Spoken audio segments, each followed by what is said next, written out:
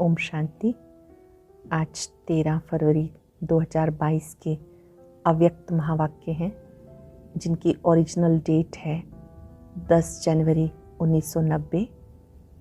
आज अव्यक्त बाप दादा बच्चों को होली हंस के रूप में देख रहे हैं। इससे पहले हम सब ने होली हंस के लिए स्वच्छता की बात सुनी थी, तन मन दिल और संबंध की स्वच्छता। आज बाबा होली हंस की विशेषता क्या होगी, उस विशेषता पर बाबा ने बड़ी गुह्य विधि से सारी बातें समझाई कि जो होली हंस है उसके अंदर परख शक्ति, निर्णय शक्ति और ग्रहण करने की शक्ति विशेष होगी। जो हंस होता है उसके अंदर परखने और निर्णय करने की शक्ति होती है। आप होली हंस हो, आप संगम पर सरस्वती समान वीणा वादनी हो, आपके अंदर पहले परख शक्ति हो। आप सब ने जब बाबा के पास आए पहले परखा फिर निर्णय किया। क्या परखा, क्या निर्णय किया और कैसे कर्म क्षेत्र पर भी इस परख शक्ति की बहुत आवश्यकता है, आज बाबा इसे विस्तार पूर्वक समझा रहे हैं। और बहुत सुंदर बात बाबा ने आज स्पष्ट की कि कभी भी आपको हलचल में नहीं आना, किसी प्रभाव में नहीं आना। हलचल से, प्रभाव से मुक्त होकर इस चिंतन में रहो कि सर्वशक्तिवान हजार भुजाधारी भगवान मेरे साथ है।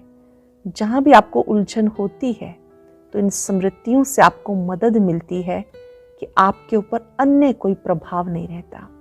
बाबा ने आपको दिव्य बुद्धि दी है, उस दिव्य बुद्धि के आधार से चलो और परख शक्ति को भी कर्म क्षेत्र पर यथार्थ रीति से प्रयोग करो। सुनते हैं बाबा के मधुर बोल, बाबा के शब्दों में पूर्ण एकाग्रता के साथ सुनेंगे। मुख्य बातों को अपने पास नोट करेंगे, रिवाइज करेंगे। आज बाबा ने मुझे क्या क्या समझाया।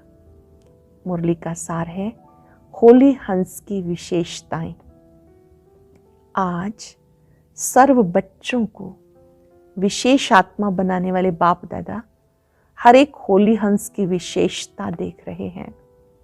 जैसे हंस की निर्णय शक्ति, परखने की शक्ति विशेष होती है, इसलिए ग्रहण करने की शक्ति भी विशेष है। जो मोती और कंकड़ दोनों को परखता है फिर निर्णय करता है, उसके बाद मोती ग्रहण करता है, कंकड़ पत्थर छोड़ देता है, तो परखना, निर्णय करना और ग्रहण करना अर्थात धारण करना, तीनों शक्तियों की विशेषता के कारण संगम युगी सरस्वती माँ की सवारी हंस दिखाया है। तो एक सरस्वती माँ का यादगार नहीं, लेकिन माँ समान बनने वाली ज्ञान वीणा वादनी आप सभी हो। इस ज्ञान को धारण करने के लिए तीनों विशेषताएं अति आवश्यक हैं। अंडरलाइन करेंगे, इस ज्ञान को धारण करने के लिए तीन विशेषताएं अति आवश्यक हैं। आप सभी ने ब्राह्मण जीवन धारण करते ही ज्ञान द्वारा, विवेक द्वारा पहले परखने की शक्ति के आधार को पहचाना, अपने आप को पहचाना। परखने की शक्ति के आधार से पहले अपने आप को पहचाना, समय को पहचाना, ब्राह्मण परिवार को पहचाना, अपने श्रेष्ठ कर्तव्य को पहचाना। इसके बाद निर्णय किया, तब ब्राह्मण जीवन धारण की। ये वही कल्प पहले वाला बेहद का बाप है। कल्प पहले वाला बेहद का बाप परमात्मा है। मैं भी वही कल्प पहले वाली श्रेष्ठ आत्मा हूँ, अधिकारी आत्मा हूँ।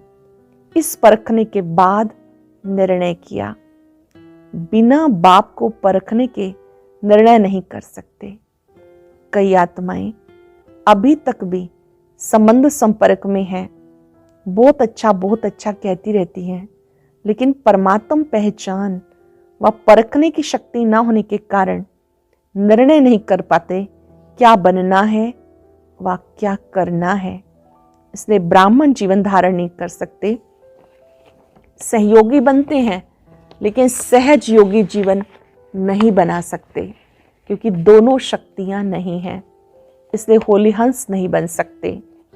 पवित्रता रूपी मोती, अपवित्रता रूपी कंकड़ दोनों को अलग नहीं समझते, तो पवित्रता को ग्रहण करने की शक्ति नहीं आ सकती।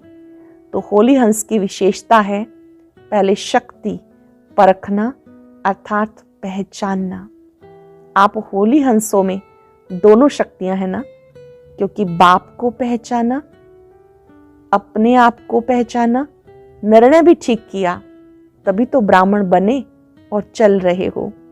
इस बात में तो सब पक्के पास हो। लेकिन जो सेवा करते हो, कर्म में आते हो, सारे दिन की दिनचर्या में जो भी कर्म करते हो, संबंध संपर्क में आते हो, उसमें सफलता पूर्वक हर कर्म रहे व हर संपर्क वाली आत्मा के संबंध में आने से सदा सफलता रहे। हर प्रकार की सेवा मनसा वाचा कर्मणा तीनों में सदा सफलता अनुभव हो, उसका भी आधार परखने की शक्ति, निर्णय करने की शक्ति है।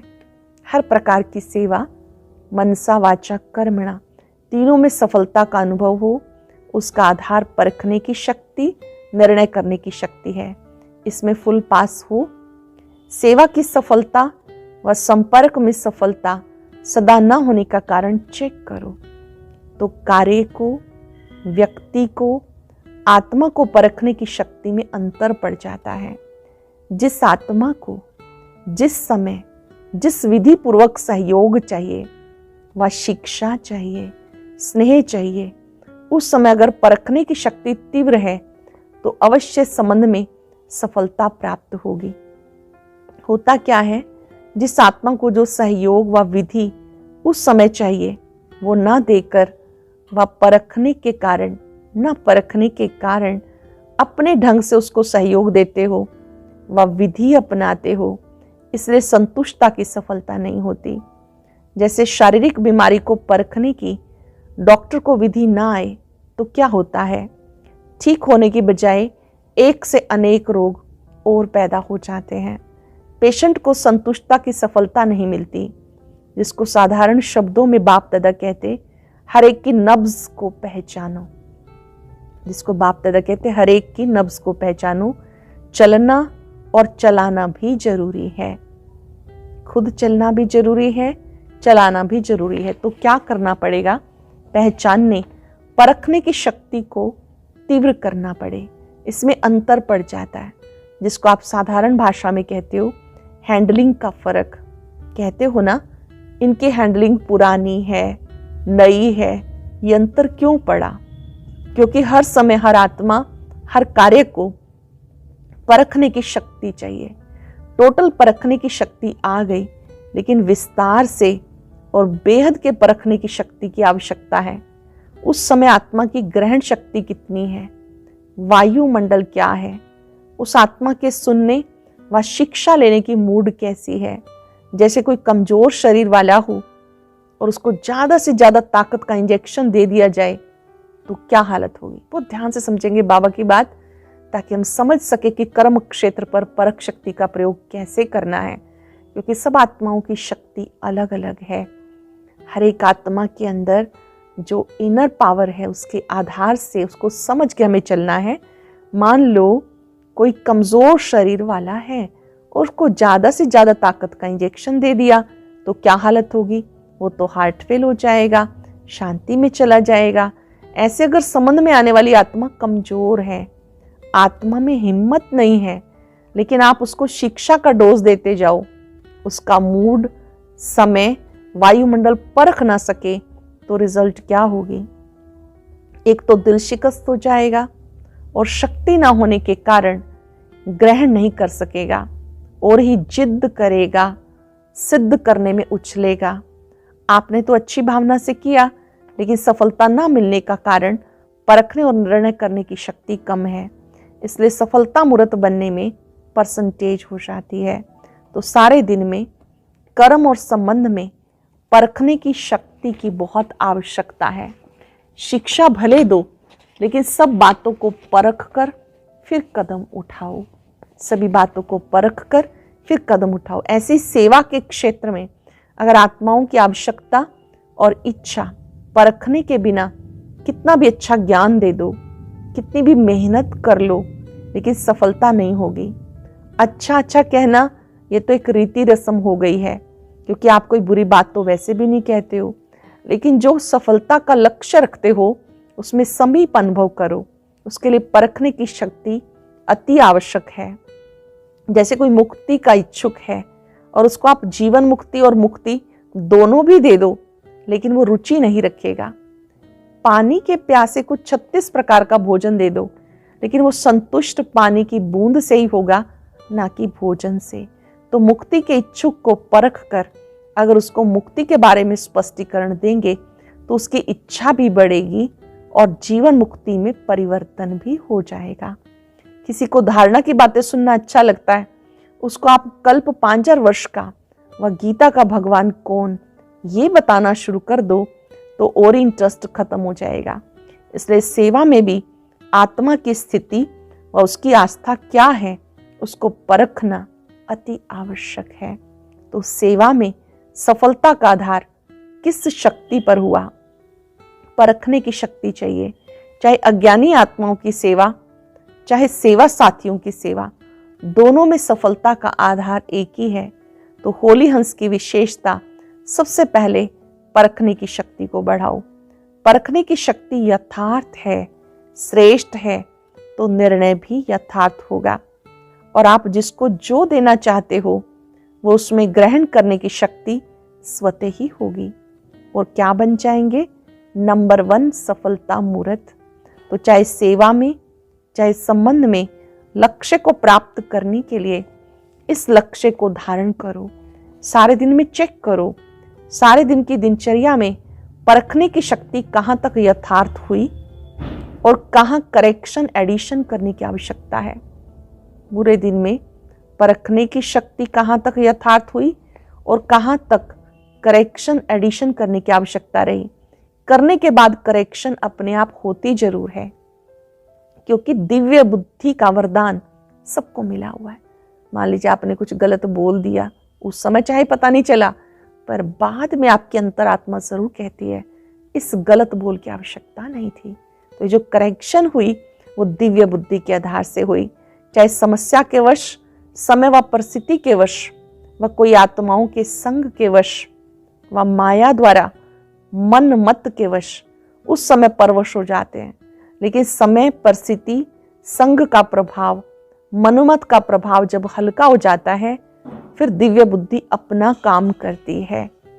जब परिस्थिति का, संग का प्रभाव, मनोमत का प्रभाव जब हल्का हो जाता है फिर दिव्य बुद्धि अपना काम करती है, जिसको आप लोग कहते हो जोश से होश में आ गए।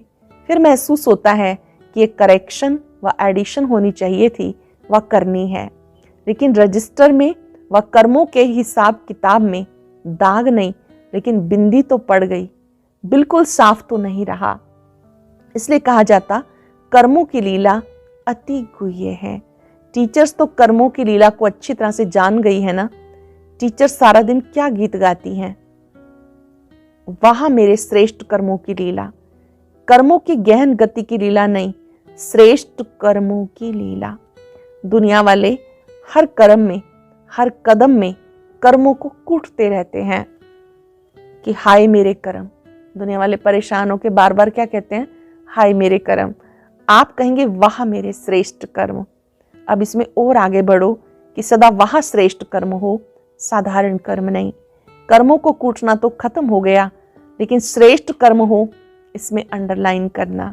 अगर मिक्स कर्म है, साधारण भी है, श्रेष्ठ भी है, तो सफलता भी मिक्स हो जाती है। अभी विशेष अटेंशन ये देना है कि साधारणता को विशेषता में परिवर्तन करो। इस पर भी कभी सुनाएंगे कि बाप दादा हर एक की रोज की दिनचर्या में क्या क्या देखते हैं, साधारणता कितनी है, विशेषता कितनी है, ये रिजल्ट देखते रहते हैं। बाप दादा के पास देखने के साधन इतने हैं, एक ही समय देश विदेश के सब बच्चों को देख सकते हैं। बाबा के पास देखने के साधन इतने हैं, एक ही समय में देश विदेश के सब बच्चों को देख सकते हैं। अलग अलग देखने की आवश्यकता नहीं, 5 मिनट में सबका पता लग जाता। बच्चों के वाह वाह के गीत भी गाते हैं, साथ साथ सामान बनाने की एम से चेक भी करते हैं। वाह वाह के गीत भी गाते हैं और बाबा चेक भी करते हैं। सुनाया था ना, बाप के स्नेह व बाप की पहचान, इसमें सब पास हो। और कभी कभी तो कमाल के काम भी करते हो। अच्छी कमाल है, ना कि धमाल वाली कमाल।